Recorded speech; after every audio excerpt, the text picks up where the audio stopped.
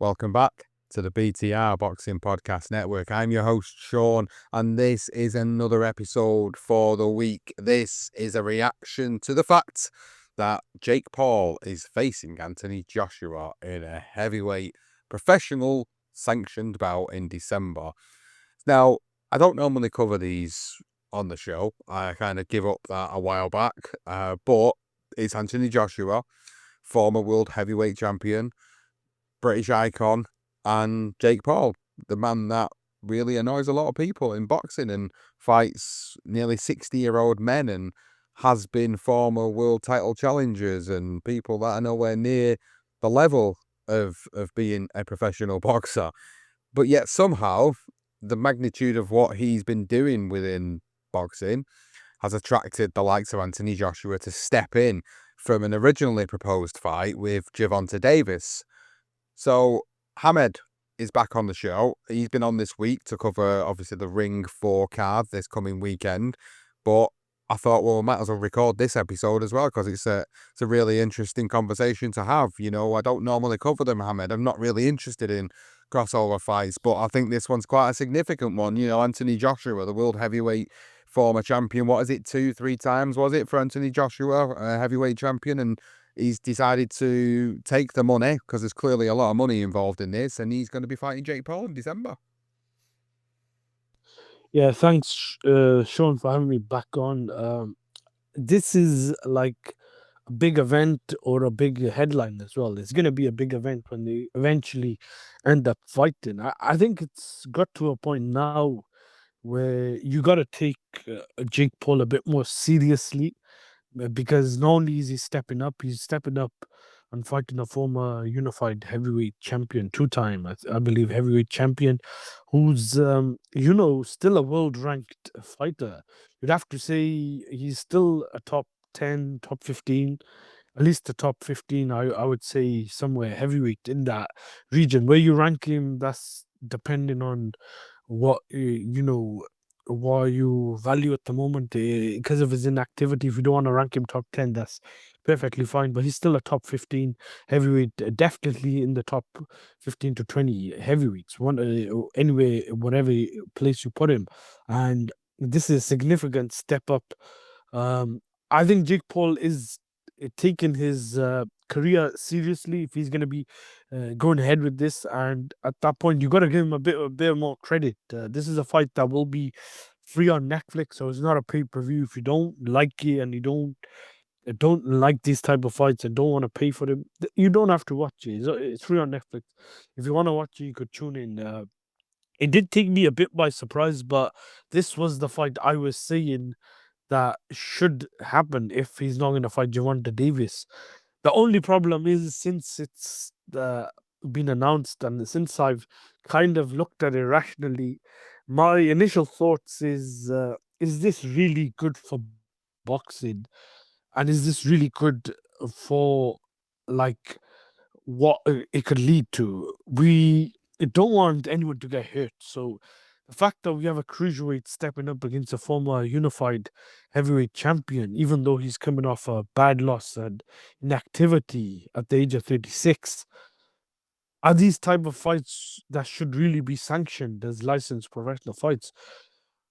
I think that's what we're gonna try and get into it. But my initial thoughts, it took me a bit by surprise, but at the same time, I gotta give Jake Paul credit, and I can't be as critical of AJ because he is coming off a loss and he's not an active world champion. He's kind of cashing out and essentially now just, I think, looking for the biggest fights or the fights that pay the most money. And I think this is one of those fights that's gonna pay him a lot of money or the most money. So this is my take on it. I'm mad at the fact it's happening. No, I'm not. Normally I would be. I'm not that angry about it. I just feel like you've hit the nail on the head, Hamed, there, really. And I'll piggyback on that and I'll say Anthony Joshua is at a stage of his career where the options on the table for him, realistically, are a possible Tyson Fury fight. A possible, and I say possible because Fury says he's retired. Whether you believe that or not is another thing because he always says that. And what else is there out there for him to do? Who else is there for him to fight in the heavyweight division at the moment, which makes sense for him to do so? At the moment, I don't think there is anybody other than Tyson Fury. That's the only fight that most boxing fans would have liked to have seen for Anthony Joshua. So the fact that, this seed has been planted to face Jake Paul a while back when there was obviously social media posts going out about messages being exchanged between the two of them for a fight in the future, it's quite clear that this has always been on the horizon at some point down the line. One thing I will say about Jake Paul is, whilst you might not like the fact that he's entered the boxing world and the way he's navigated through some elements of it in terms of who he's faced in the ring and how he's faced them, what you can't deny is his business acumen. He is a businessman first and foremost. He knows what sells. He clearly knows what he needs to do to promote and sell a fight. And this is just what he's doing. He's promoting something again, which is going to make people stand up and be intrigued by it, and also make people want to watch it. They're all going to want to watch this fight to see whether a legitimate world former heavyweight champion, two-time unified former heavyweight champion, will knock this guy out. That's what everybody in the boxing world and many boxing fans want to see, is Jake Paul sprawled on the floor, knocked out. As brutal as that sounds, that's what people want. Anthony Joshua is probably the first guy who you could honestly say legitimately could quite easily do that within a round. I have heard some people suggest that because of where Joshua's at in his career, that his punch resistance is completely gone, that he could possibly get beaten by Jake Paul here. And that actually, what we're going to see is something catastrophic for boxing, because genuinely, I think it'd be quite catastrophic for Anthony Joshua to lose a fight to Jake Paul. I really do. And something you brought up with me a little bit earlier, Hamed, when we were speaking separately, was, you were talking about an interaction, a conversation I think you said you'd seen on social media where someone had labelled Anthony Joshua the second best British heavyweight of all time. For the second best British heavyweight of all time to go and get beat by Jake Paul would be catastrophic for the boxing world. It really would.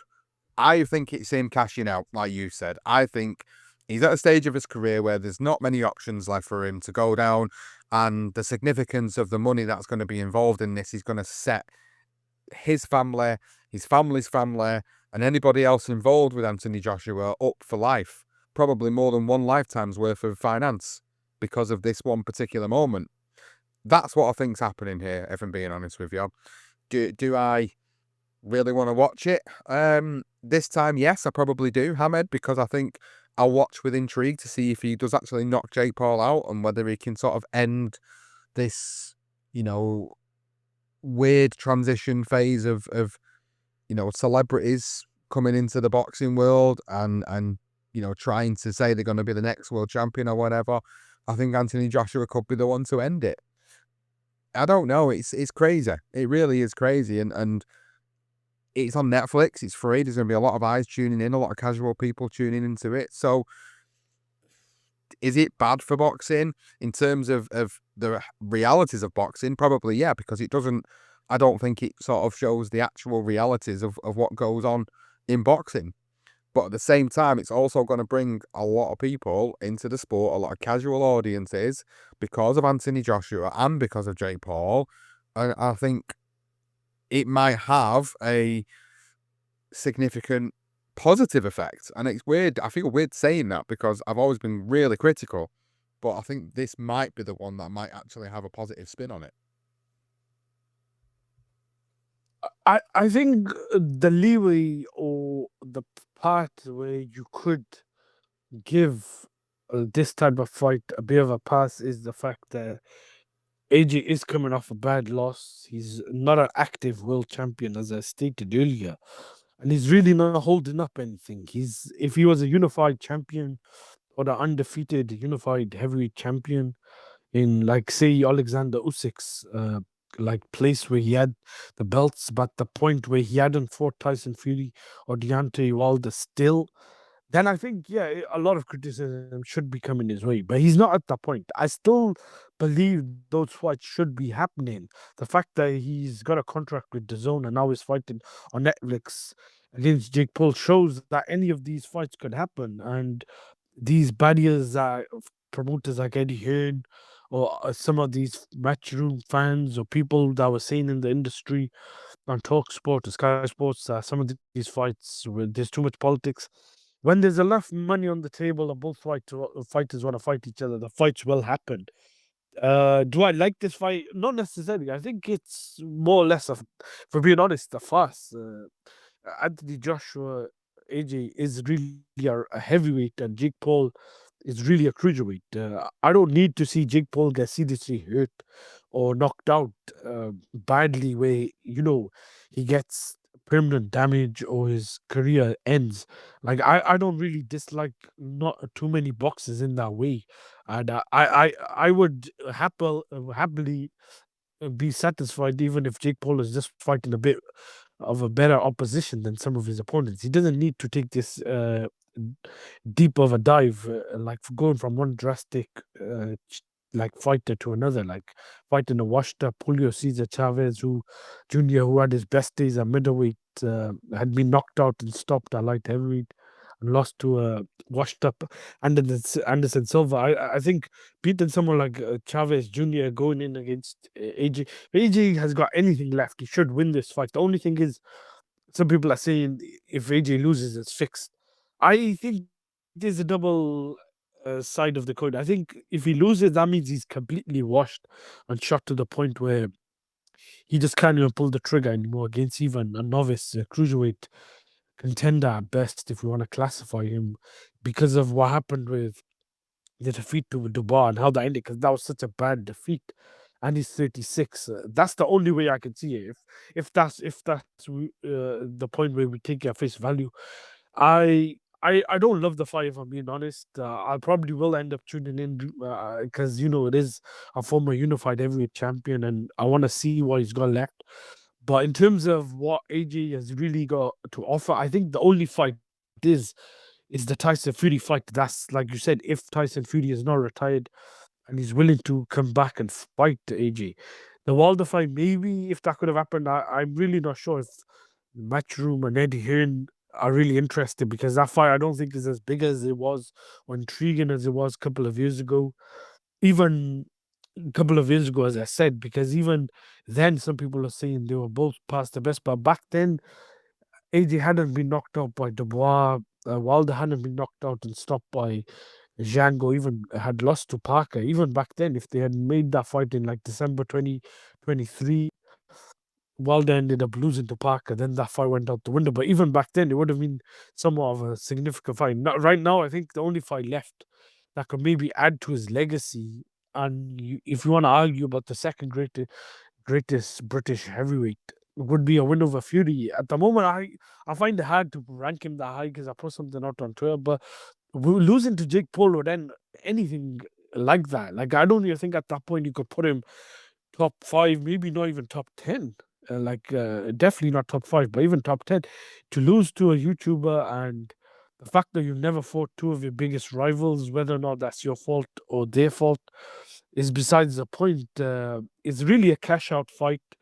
If he is gonna fight on, then I think the Fury fight needs to happen. If that doesn't happen, I don't know what else he can do. We seen a fight a couple of years ago, or was it last year, with him and Francis Ngannou? But Francis Ngannou did push Tyson Fury to the wire. I think there was a bit of a smokescreen with that performance. I think Fury completely overlooked Ngannou and was out of shape. At the same time, Nagano was a fully fledged 270-pound heavyweight who had actually knocked out loads of fighters in the MMA cage. So there was a bit more of an intrigue with that.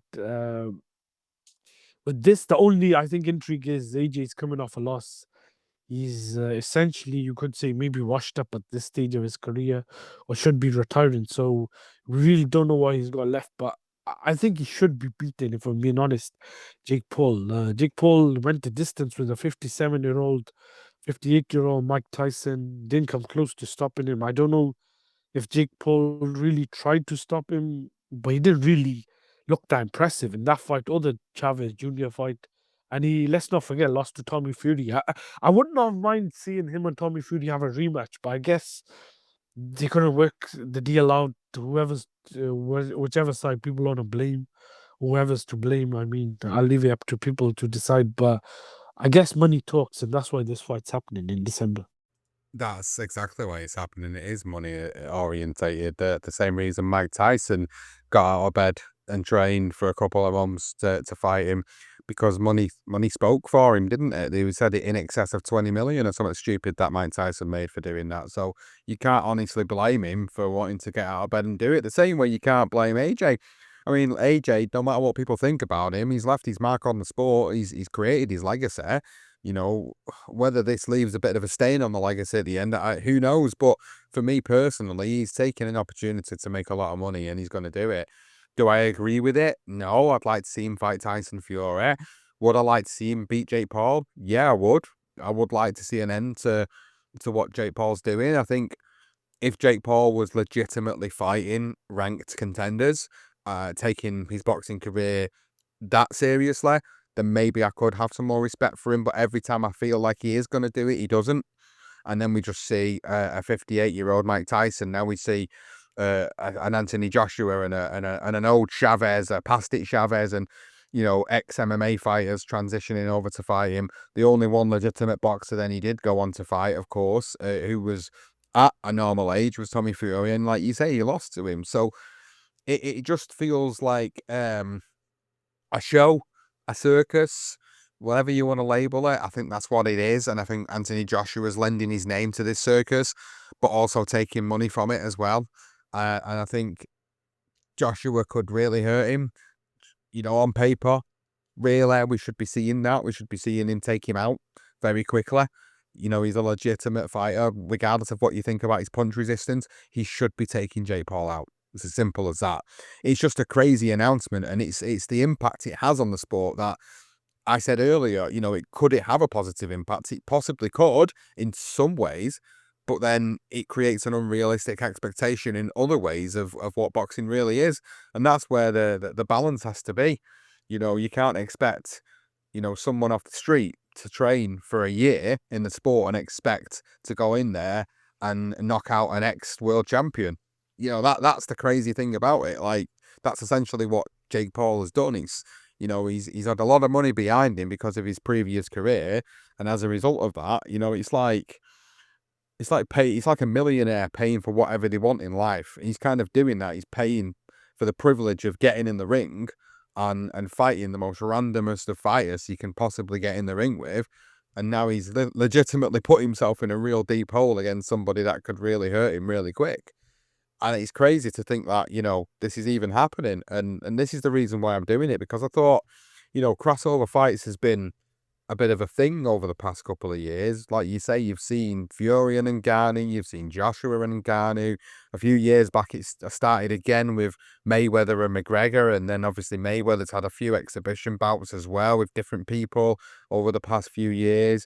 And then you've seen the introduction of things like Misfits boxing in the UK, where you've just got all random different people from different worlds fighting one another. It's basically like glorified unlicensed fighting, or what we call white collar in the UK. That's all it really is, Misfits. That doesn't really appeal to me, never has appealed to me, would never promote it really. And it's that sort of stuff that worries me with like the future of boxing in general. Is how many more times are we going to see these things? It just feels like they're happening more and more. And the more and more it happens, is it going to really dilute the sport? Some people don't agree with that opinion. Some people just think it's, it is what it is. Just don't watch it. And they're right. You don't have to watch it. But when you get a legitimate name like Anthony Joshua and someone that people probably can't stand in Jake Paul, people are going to watch it because they want to see him get knocked out. And then they also want to see someone like Anthony Joshua do it. So again, it's shrewd business from the pair of them. In reality, they're going to be laughing all the way to the bank, while hundreds of thousands, if not a couple of million people, will tune in to watch what the eventual outcome was. I remember the hype last year from Tyson and Jake Paul.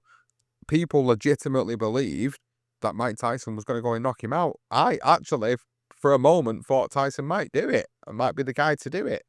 And that's kind of where they've sucked me in a little bit. And I think this is going to suck people in as well, because people are going to go, yeah, this is a step too far. He's fighting somebody young, somebody who's active, somebody who's, top 10 world level fighter, former unified champion. Really, you've got to expect it to only go one way. But who knows? I mean, I've seen Big John Fury on social media. I think he was being interviewed on IFL TV. I think he was saying like, "Oh, make sure you don't take a dive, Joshua." Like, there's conspiracy theories around all the Jake Paul opponents about them obviously taking dives. And then obviously every time someone says that, Jake Paul says he's going to sue them. So it just creates a whole circus, doesn't it? And like I say, whilst I wouldn't normally cover this, Hamed, it's just really intriguing because it's Anthony Joshua. Like, I just didn't expect that type of a name to get in the ring. I never thought Jake Paul would get himself that involved in the sport where he's actually coaxed a former two-time world unified heavyweight champion into getting in the ring and fighting him. I think some credit needs to be given to Netflix, because I was really critical of the Gervonta Davis fight. Not to go on a tangent, but for his problems outside the ring, for the amount of times he's been arrested for domestic violence, and I mean, like a multitude of other reasons. Inside the ring and his boxing career, he wasn't fighting his contemporaries, he wasn't unifying titles, he wasn't fighting the best available opposition or opponents.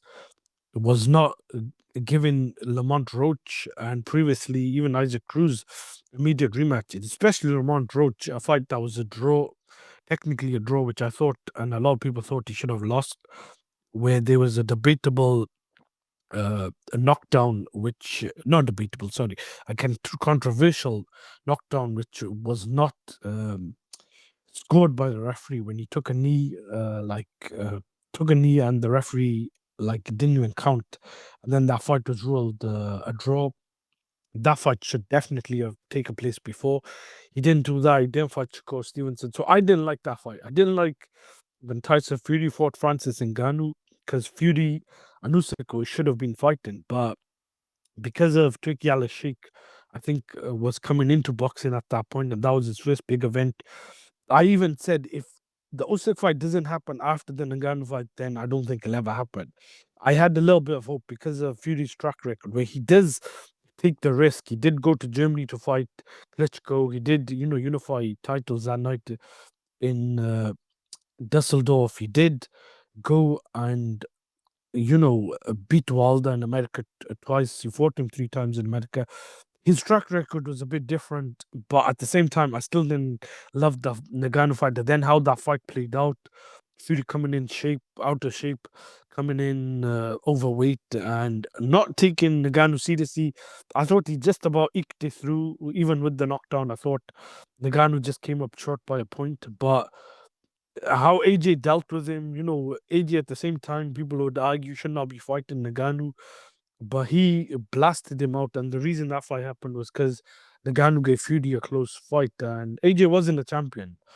I still don't like these type of fights, but that time I think AJ and Nagano had to fight because of what the MMA fans and the people were saying about how the Fury fight went. The fact that so many of them thought Nagano got robbed and Nagano could literally become a champion, that all was like put to bed, even though Fury fight was a non-title fight. This fight, I don't love it, but at the same time, I gotta look at it objectively and from both points of view.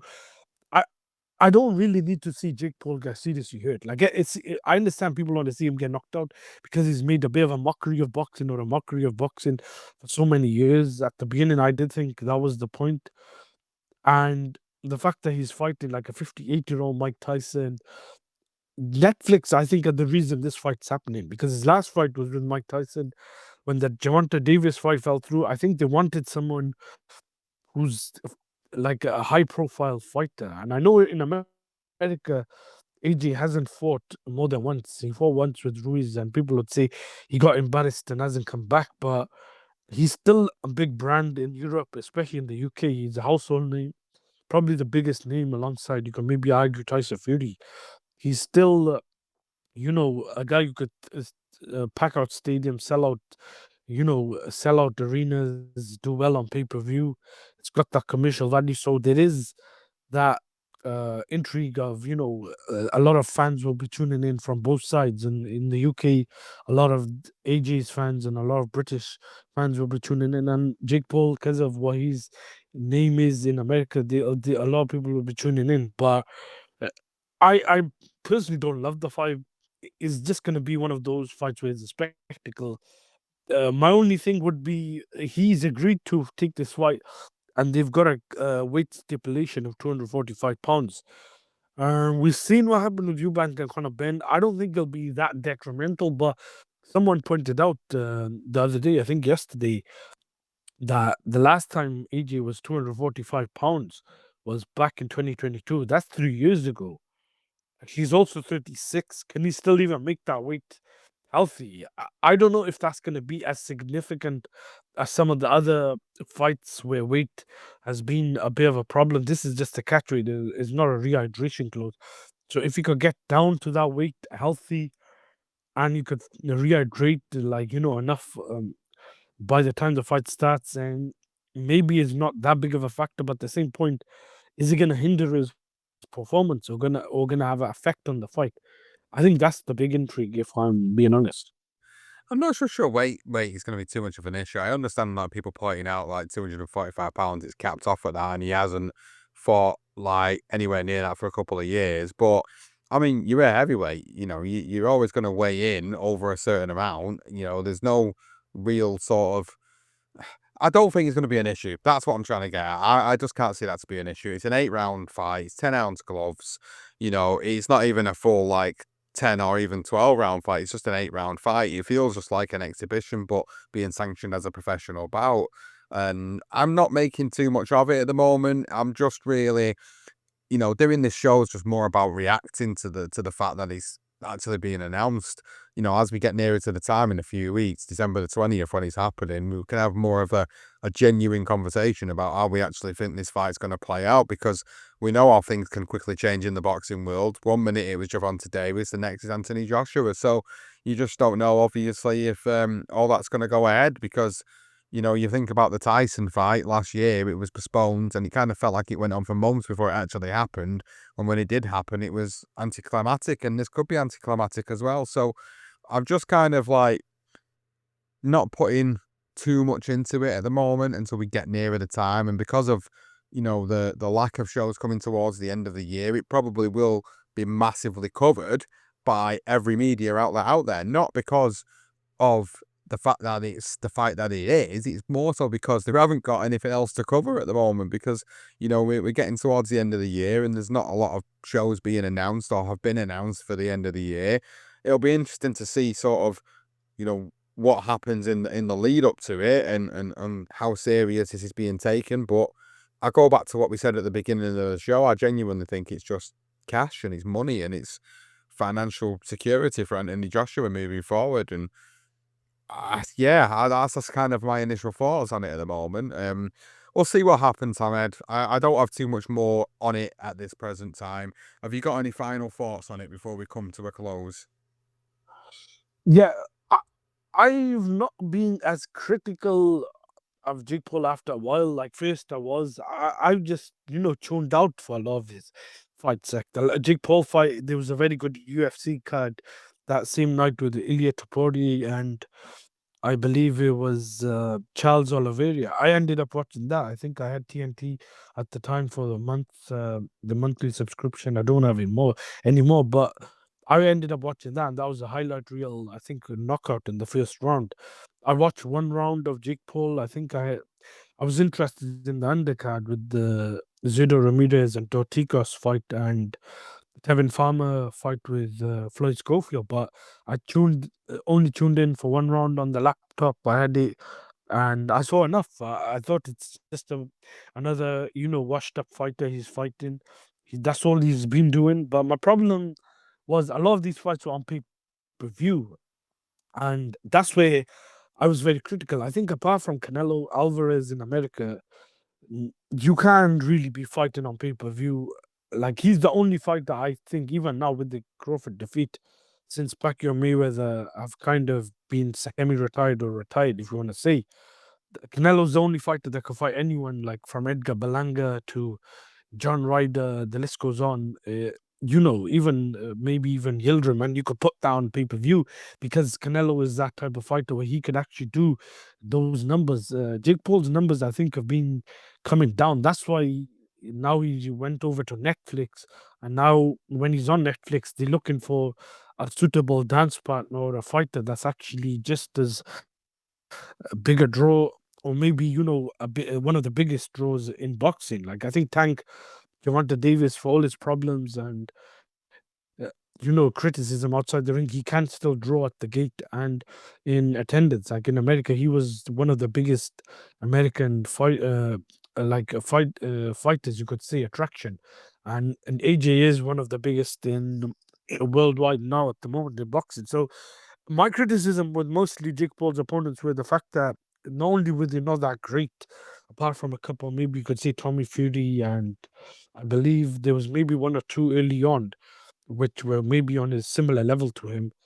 I think maybe the first Tyron Woodley fight that was like if I recall, a bit competitive, but like a lot of his fights were on pay per view. This is not on pay per view, so I don't have that much of a problem. I just think it's a mismatch, a complete mismatch, and that's why I understand what you're saying. I'm also a bit skeptical. One last thing I did want to know about just your thoughts. Do you think this fight will actually happen? Because I've heard a lot of people saying Jake Paul may pull out, and this may be a stunt.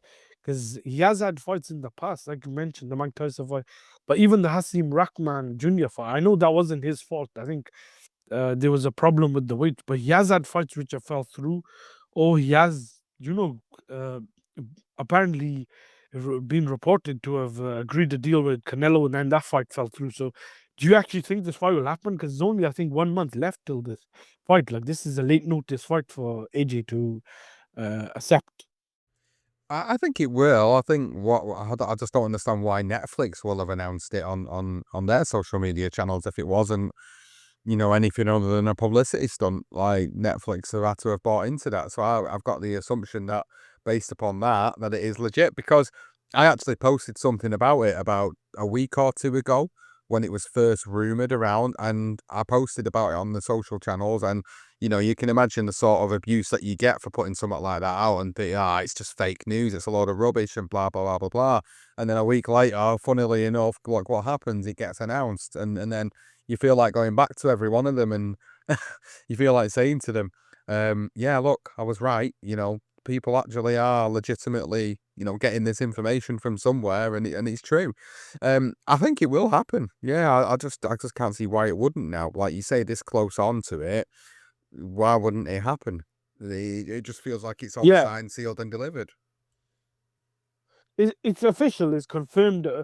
Last week I think Mike Coppinger put it out on the Ring magazine. My only way of putting it was, I was just thinking, do you think, or because I've seen other people saying Jake Paul is gonna pull out, or he's gonna postpone it, or maybe cancel it, like closer to the closer it gets, maybe he might have a reality check. But then again, if it's official and as they say, money talks, maybe you will end up going ahead with it.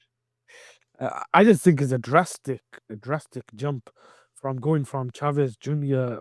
and 58-year-old Mike Tyson to like a ranked or a top heavyweight. He's not. Jake Paul is not even really classified as a heavyweight. I think he's maybe a cruiserweight or a bridgerweight at best. I'd have to check his weight, but that's why I don't really like the fight, because for all the criticism of Jake Paul and all these influencers and YouTubers in boxing misfits, do we really need to see one of these guys get seriously hurt? Like, God forbid, if he was to get seriously hurt or even killed. Like, I think David Hay was the one who came out, and honestly, if David Hay was fighting Jake Paul, that would be one of like something he'd be doing, like something typical of his opponents, like a former fighter who's in his 40s or 50s.